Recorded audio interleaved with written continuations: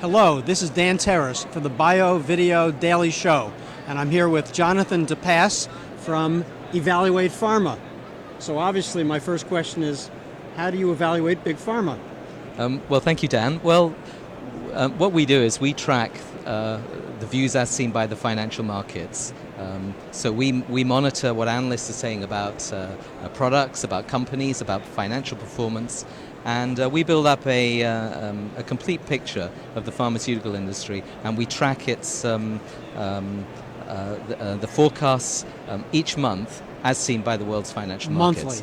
Monthly, yes. Okay, and from what I understand, you do a very quantitative analysis. Yes, we take all this data from the financial markets, from the analysts, and we put it into our platform, which we've been developing over many years, and with a lot of data analytics, a lot of software, which produces very rich analyses.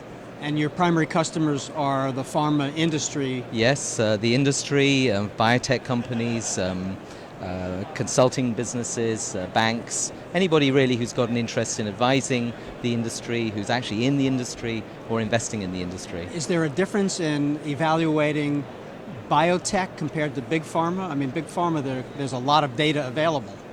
What about biotech? Yes, there is a difference, but there is also a lot of data. There are a lot of data on biotech companies. So we're very interested in their products. So biotech companies, they clearly have an interest to get that data out. So it's a very rich environment for us to track. And what do you see? And your focus is obviously global, not just absolutely U.S. drugs. Yes. So we track global. Absolutely, yes. So we're tracking. We're tracking these companies across Europe, across Asia, and also in the U.S. Clearly, the U.S. is the strongest market. It's a big task to do the global assessment. Yes. So where do you think the future is for Evaluate Pharma and Biotech? Well, I think the two are interlinked, actually. I think our fortunes are geared to the fortunes of the biotech industry and the pharma industry. It's a challenging environment, but endlessly fascinating. We all have an interest in health, so there's always going to be the money chasing health, and we'll be there. You hear a lot of people ranking how their state is doing. We're the largest growing biotech company state in the area. You hear a lot about the word cluster. Do you see your analysis in the future tagged to these buzzwords? I think so. Yes.